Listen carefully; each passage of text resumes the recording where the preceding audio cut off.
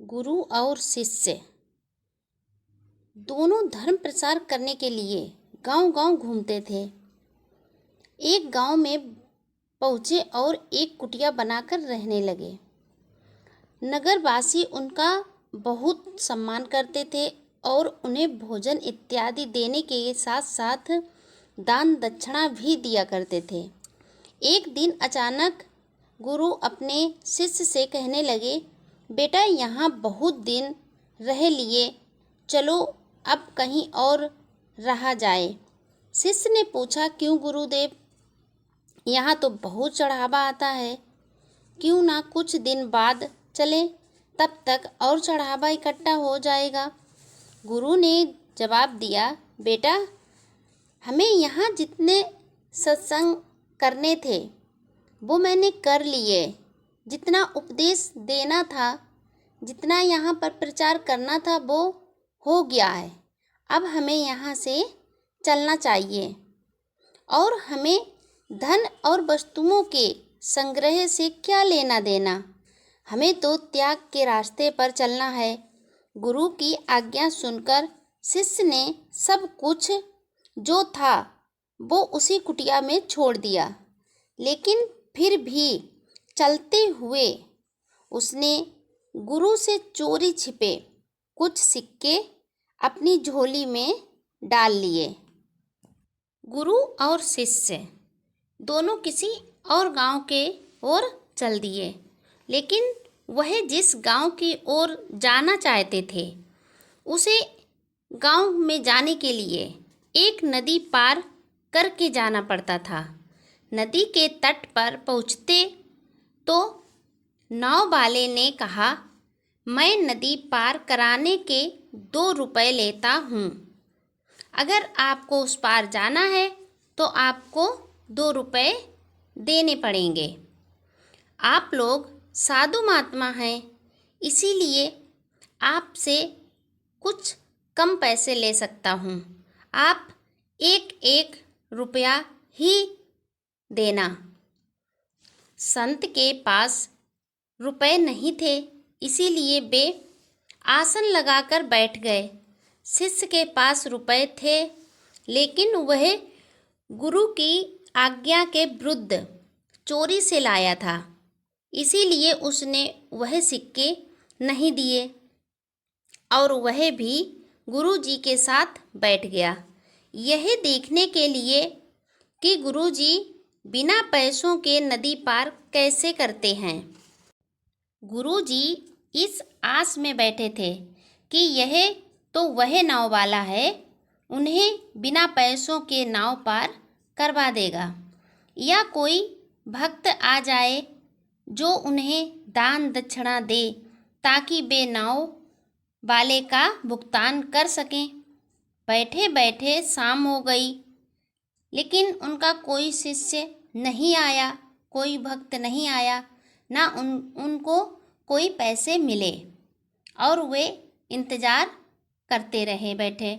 लेकिन गुरु जी का ना तो कोई शिष्य आया और ना ही नाव वाले ने बिना पैसे के नदी पार करवाने के लिए राजी हुआ।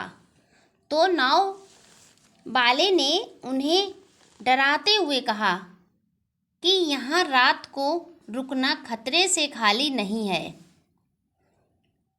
बेहतर यही होगा कि आप यहाँ से या तो नदी पार करके कहीं सुरक्षित स्थान पर चले जाएं, या फिर जहाँ से आए हैं आप वहीं वापस हो जाएं। खतरे के नाम से शिष्य घबरा गया और उसने झट से अपनी झोली से 2 सिक्के निकाल कर नाव वाले को दे दिए। बदले में नाव वाले ने उन्हें नदी पार पहुंचा दिया।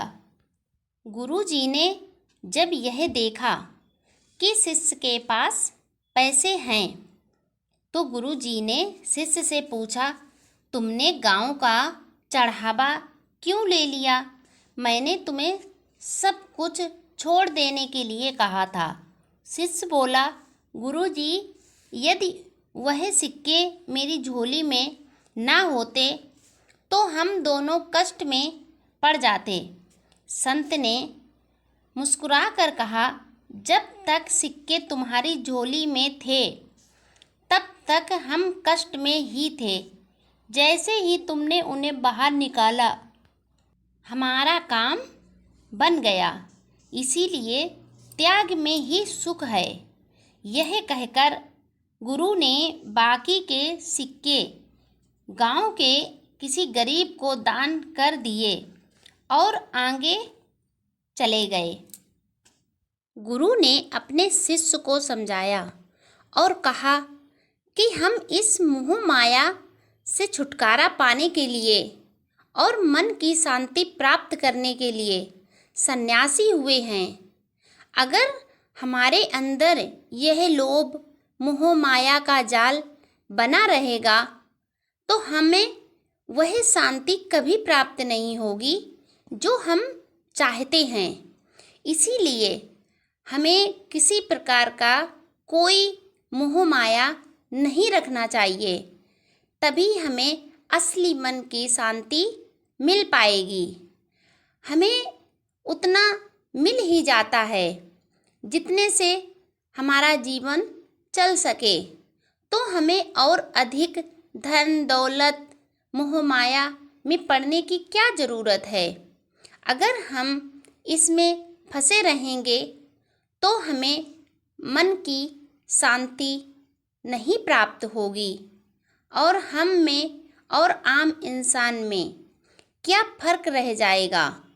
जैसे वह इंसान अपने मोह माया घर परिवार के जाल में फंसा रहता है, वैसे हम साधु सन्यासी होकर भी उसी मोह माया में पड़े रहेंगे। हमें वह सुख कभी नहीं मिल पाएगा जो हम पाना चाहते हैं। जिसकी प्राप्ति के लिए हम सन्यासी हुए हैं, वह शांति हमें कभी नहीं प्राप्त होगी। इसीलिए हमें संसार के सभी मोह माया लोभ लालच को त्याग कर हमें अपने भजन कीर्तन में ही मस्त रहना चाहिए। हमें अपनी ही धुन में रहना चाहिए, तभी हम असली शांति को प्राप्त कर पाएंगे। वह हर इंसान, चाहे वो आम आदमी हो या कोई सन्यासी, जिसके अंदर त्याग की भावना नहीं है, वह असली शांति कभी नहीं प्राप्त कर सकता है। इसीलिए हम सभी को त्याग की भावना ही रखनी चाहिए। इसी में हम सबका कल्याण छिपा है। वीडियो को लाइक शेयर कमेंट ज़रूर करें।